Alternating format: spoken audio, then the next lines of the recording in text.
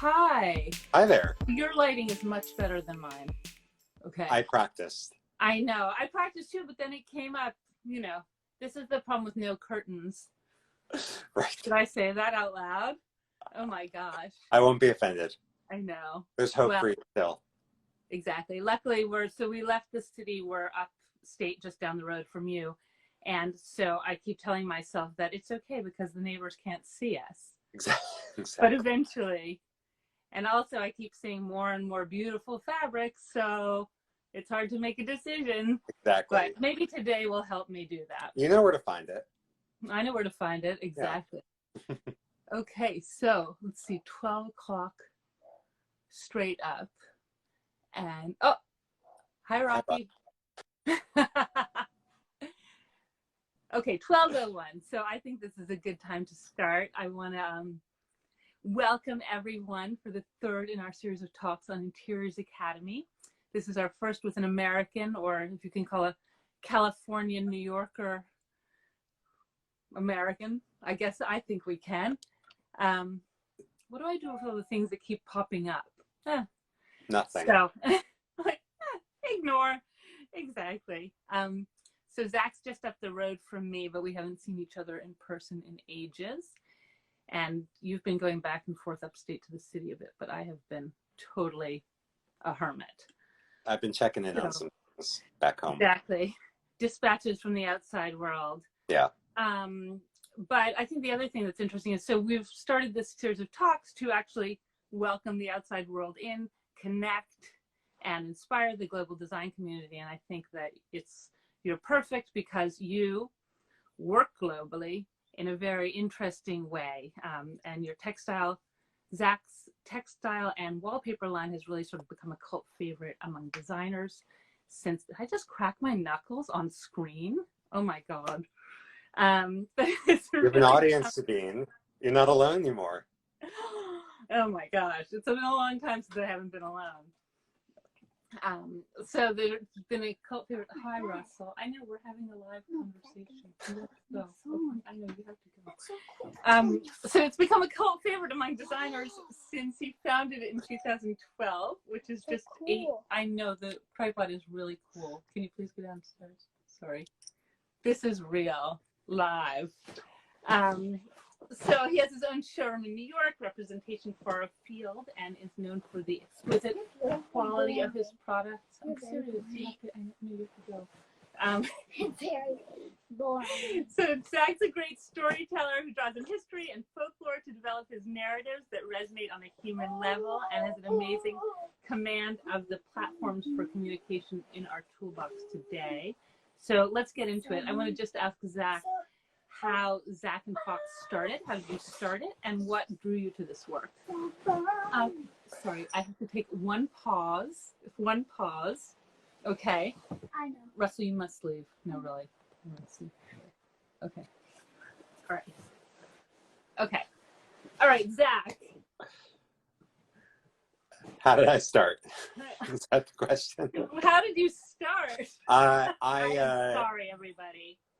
I studied fine art in San Francisco at the San Francisco Art Institute, which actually just closed or is going to close, and was apparently in dire straits before all of this, and I think the pandemic kind of sealed the deal for it. But I studied conceptual art, and I say I'm proudly an art school dropout. I had about a semester left to go, and I abandoned ship for New York, and I ended up working for Sony Music doing marketing. And I really wasn't too happy with my career, and I was an angsty millennial and trying to figure out what I was doing with my life. And the music industry was not, it still is not in a great place. So I ended up learning how to design some rugs for a friend with a rug company. And it was very minimal, but that process kind of made me realize that I loved this idea of making something, and that I could do that for a career. So I spent the next about 2 years figuring out how to make fabric, which I thought somehow would be so much easier and less expensive, and that's a lie. Not like you. And I knew nothing. What's that? I said, not like you do it. Not simple. No, there are simple ways to do it. But when I started, it was just, I had one printer and one linen supplier, and that was all I knew how to do. But over the past 8 years, I can confidently say I know what to do now, I think. And we work with a lot of different people, and we have different ways of manufacturing, and it's become wonderfully complicated and challenging, but that's kind of fun. So that's the short version of the story. But it was a struggle. It wasn't easy, and I was using what I made from my day job to fund any sort of R&D. And I mean, like, you know, it was challenging. It wasn't like something that appeared overnight. And now, I mean, it's interesting too, coming from art school like that, where, and it's so sad that it's going away, because people like Andy Leibovitz, Karen Finley, Jerry Garcia, Krakinda Wiley went there. Yeah. And so it's in kind of interesting place to be, where you are in a school where they're really sort of talking ideas, but then want to go to making things. The school was not about applied, it wasn't about applied arts. And my program was called New Genres, which I don't know if the term, I think it's a controversial term in that little bubble of a community, but it was really conceptual. I think it was the first conceptual art program in the country. And, you know, we'd spend 8 hours a day in the white room talking and critiquing, but it never taught us applied arts or technical. That was for us to figure out. So you would do your critiques, and then you'd go back for a week and suffer through what you wanted to make or figure out what you wanted to tell, and then the next week you would come and present. I mean, that was the gist of the program when I was there. But you know, no one taught me how to paint. It wasn't about that. Right. But one of the things that I think working like that does is teach you how to get things done. Like that kind of art, you're not necessarily making, you're not necessarily crafting with your own hands, but you are figuring out how to get things done and how to get ideas across. And I think that is very much a part of what you do. So you're resourceful. When you have nothing, you have to be resourceful. And when you're an art student, you really have nothing. Right. So to make, I mean, it's funny, you know, I have a torn relationship with my experience in art school, but I do reference it, and I do really appreciate what I learned there, because I do apply it to what I do now. But I know we're not focusing on the pandemic right now, but going, you know, we've lost a lot, and we've lost the ability to do a lot. And so now I'm like, oh, I'm in art school again. How do I tell this story with a lot less resource than I had before? So I've been thinking about it a lot. And I want to get back to how you tell stories, but I also want to start by talking about your process and production, because really you have a small business, but it's a small global business. You have an ambitious reach. You work with manufacturers all around the world. And I want to know why and how you do that. Also, how that served you during this time. It's, you know, I think I got lucky when my business started to really take off, grow. When there was traction, I think I got really lucky. And the partners I met in, you know, 2013, 2014, we still have really good relationships with them, and they're awesome. I think we have the best partners in the industry. And so in a way, they made it very easy for me to figure out how to do things and make things. We do everything from hand weaving on smaller scales. I actually talked to a new weaver in Southeast Asia this morning that we're going to start to pursue with, which is very bespoke and very different. And then we also print and weave on industrial, you know, we do industrial scales with tremendous volume. We do contract work now. We've diversified who we work with and how we work, but I think that there's a place for each person we work with. And when we're working on a collection and we think about the designs, I try to figure out who does it best. I think each person has their own superpower, I call it, and you know, you want to lean into them for that. and push where you can, and try to come up with new ideas. As a maker, you know, I think about fabric and rugs, like there's only so much you can do until you figure out what the next thing is. So it is about kind of partnering with our mills and pushing the boundaries of what we do. Mm-hmm. If it's not giving away too many trade secrets, do you want to talk about sort of some specifics? I know you do, let's say, block printing, I believe. We do block printing. We do a lot of digital printing, which has really improved, even in the time that I've been doing this. We do some screen printing, we do hand weaving, we do jacquard, industrial weaving. You know, I don't want to give away too much because I like the mystery of what we do, and there's a romanticism to it. I think, you know, when you tell someone something's digitally printed and you're running 200 meters at a time, it doesn't sound as romantic, but it's still our story and our vision, our product, and I think they work cohesively together. I think, especially now, the diversity of what we, how we operate and who we work with has been really important, because certain people have been closed and certain people have been open, and the world is coming back now into its own way. You know, the timing's not aligned, so we're slowly getting back into our groove of production.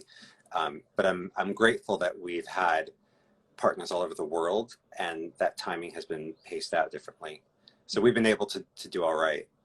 So that will probably serve you well moving forward, and is not something you will change, because... No, definitely not. I've been on a mission for the past 2 years to diversify more even and find the right people. But this situation has validated my gut in terms of how we work more than ever, I think. I think it's important.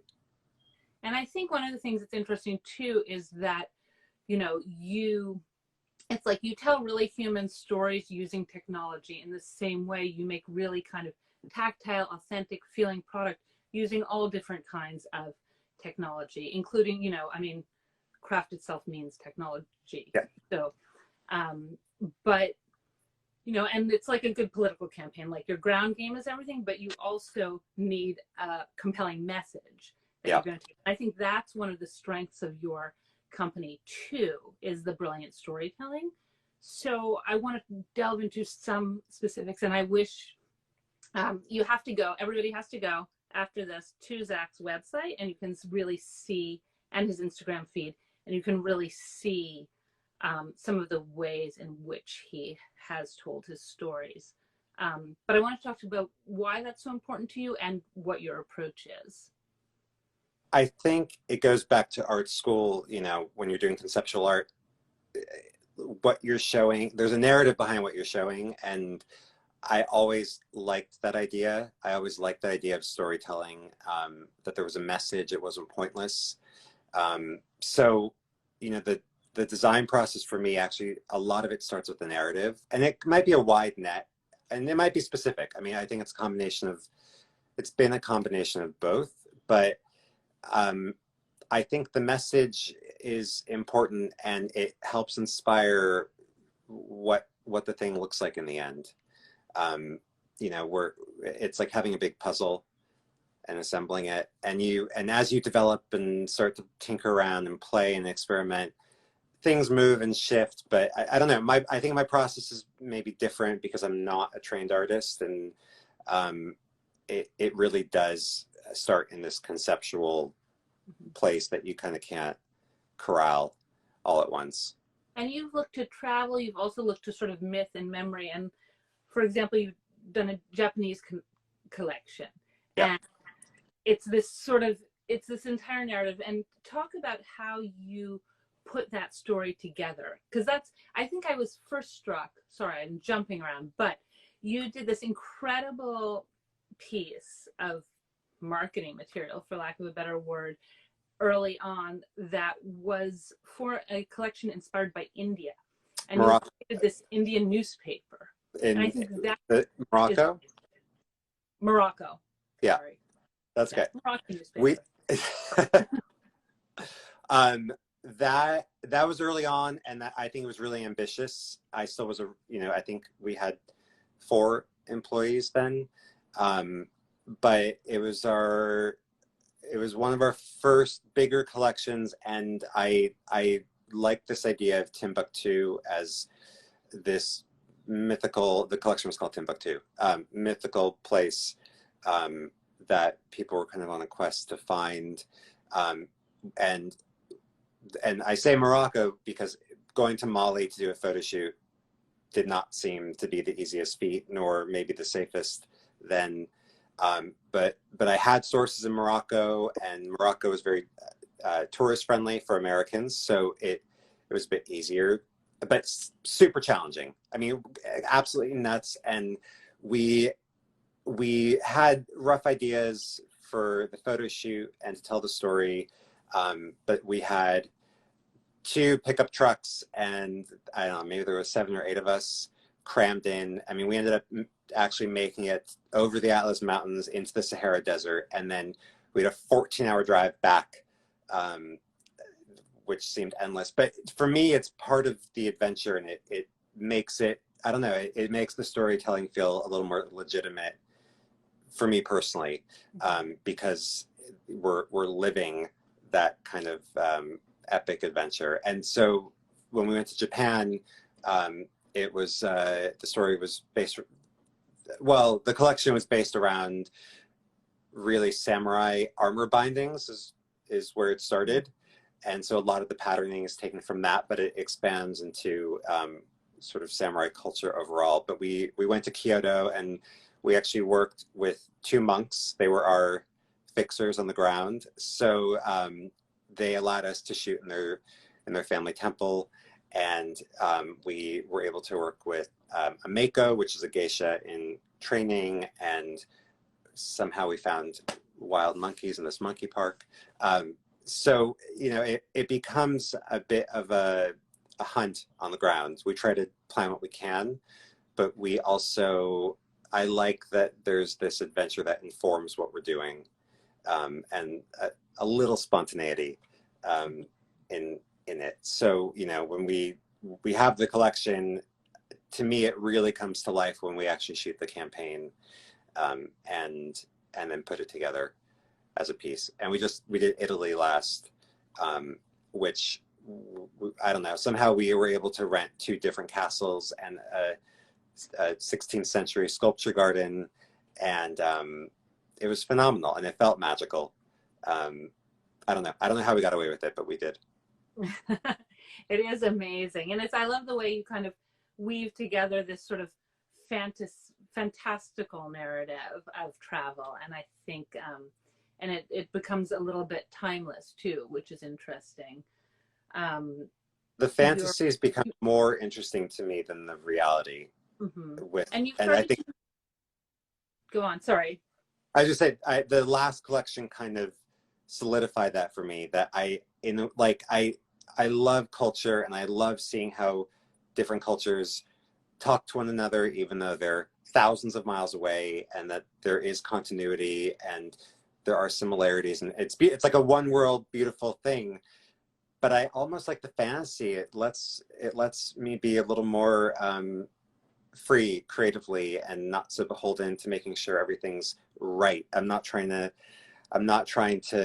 I like accuracy, and I like history, and I like knowing where things come from. But if we can add some magic to it, we can take it a little further. And I think that might serve us particularly well right now too. I mean, in right. light of, we're not talking about the pandemic, but in light of this current situation, that kind of fantasy, I think, is more necessary than ever. And also, one of the things that you did, that you've done throughout, and that you did with this collection, was use illustration, which, in terms of your storytelling, which I feel like it's a very important way of thinking for you and way of communicating your ideas. I wonder if you could talk a little bit about I love illustration, and I can't draw as well as my illustrators can. I have we have sort of I call it a SWAT team of awesome creative folks. So we have stylists, photographers, illustrators, that we do a lot of work with, but it kind of helps unify things when you can't photograph it, or when it doesn't exist, or when it's not real. Every product has what I call a narrative illustration. That's our internal phrase for it. And it just helps continue the story a little farther than what we can physically do ourselves. And I think right now, because we're not able to travel and we're not able really to even get together in a photo studio right now and style something, I think the illustrations are almost more important than ever, because they actually act as the visual that lives with the fabric. It's more than just copy, you know, and it's completely imagined, which I think is special. I think it really is special.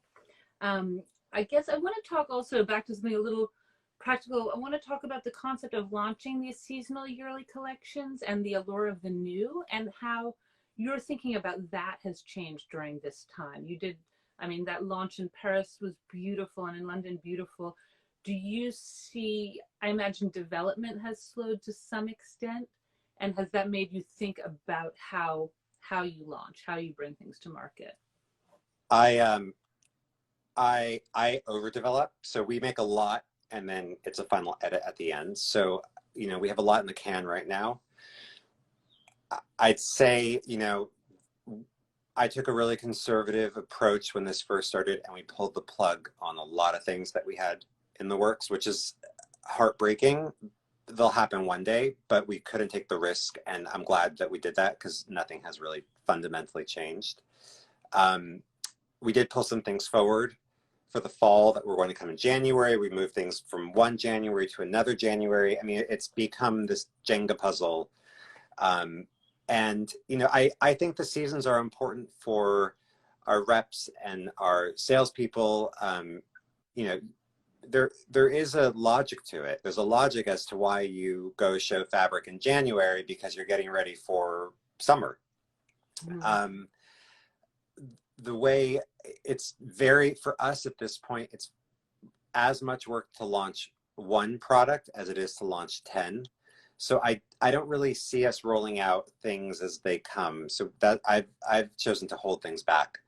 And I don't want to do them a disservice. Like, my heart's too in them, you know, too invested to just put it out and be done with it. I still want to tell the story that I wanted to tell, and I will wait until the timing is right and until we can do that. I think personally, I think our seasons will be a bit off for the next few months, but that's okay. But I still think we're going to put things out in collections, and that won't stop. But you know, whether or not we're still doing January deco off, I mean, I have yet to know. We'll see. Well, one of the things that's interesting too is that even though you kind of go from place to place and idea to some extent, there is always there's some sort of line. So all the new product really blends. Once you take it away from the storytelling, it all blends seamlessly together. That's the goal. Using it to decorate, you know, which is. It's one collection is meant to inform the next, but I always want to try a couple things that are new and work with new materials. And I want to reach a different audience. I don't want to be redundant. And, you know, I know that we have certain designers who really love a certain quality that we do, and we want to talk to those people, and it's important that we keep developing that. And there are certain things I love personally that obviously I just want to keep doing all day long. But I want to know that we are reaching new people every time. It's not worth it really to repeat ourselves. We're small and nimble. We can make decisions. We're not beholden to SKU counts like larger companies. We're definitely being aggressive and trying to put out a lot of product, but it needs to be meaningful, and it needs to work cohesively. I think that's what's interesting, because you have, I mean, there are many things that are interesting, but it is interesting that there are certain rules of the industry that you follow because they make sense, and then other things that you sort of have re-examined, and that I think has served you well in terms of connecting to the designers as they are getting something different and also feel they're getting something that's a little bit different. I think early on I tried to break the rules because I just didn't like how they sounded. Like I deliberately was like, I don't want to do it that way. Like, you know, I was like, this is ridiculous. And then you, as your business grows, there's a whole part of scaling your operations, and there are reasons why things happen a certain way. Mm-hmm. And I don't know, it's like a hallelujah moment. You're like, oh, like this is why you do exclusive agreements with showrooms, and you know, the territories, designers in certain territories have to go through certain showrooms. Originally I was like, this makes no sense at all. Why would I do that? And I don't know, you start to accept it, but I do think we do things differently. We definitely, I know the feedback I've gotten from our reps, even with, you know, comparing us to larger companies, is that, you know, we actually have a launch date. We like, there are some large companies I know of that just don't really have an official launch date. We make a splash out of it. And maybe that is my music industry background, like when you have an album release date. Right. So I still think of that. But we definitely work toward a specific date, and I don't think many companies do that. We have a way that we launch. We have certain collateral materials. We want to know that we can educate everyone in a certain way. You know, I try not to compare ourselves too much to others, but you know, you're kind of also questioning, is this the best way I can do something? Mm-hmm. And then you go, what do other people do? Like, how do I make this easier? Mm-hmm. I think that makes a lot of sense. So I could talk to you all day, but I think, you know, we probably should.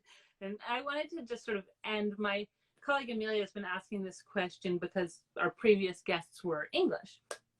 Why is British design worth it? And I would ask you the same about American design, but I think it's a complicated question. So let me just ask you, why is design worth it? Why is design worth it? I think, I mean, we were sort of talking about this now, this time more than ever, we are all very much in our homes, and we're all, you know, I personally really miss people. I desperately miss my office and my showroom. My office right now is a guest room upstate, which fortunately has some curtains, but not much else happening. So you know, it's funny, since this has all happened, because I'm in this home that I'm only in a couple days a month. Usually I want to change things and make it more beautiful and more comfortable and homier. I think people will really recognize and appreciate how important their surroundings are in a different way, because we are in it so much now. And it's not even about, it's not about luxury. It's just about finding happiness and you know, when you open your eyes and wake up, whatever that looks like. So whatever your design is, I think, you know, that's why it's worth it, because you are immersed in it in a new way. Thank you so much. Well, thank you, Zach. And I wish you all health and happiness. And please go to Zach's website and look at all the beautiful things, and at ZAK+FOX with a K on Thank Instagram. you. And please follow at Interiors Academy on Instagram too. We look forward to bringing you more great talks. Thank you so much, Zach. And I can't wait. I'm going to drive by your house and just wave balloons out the window. Okay. Thank you. Bye.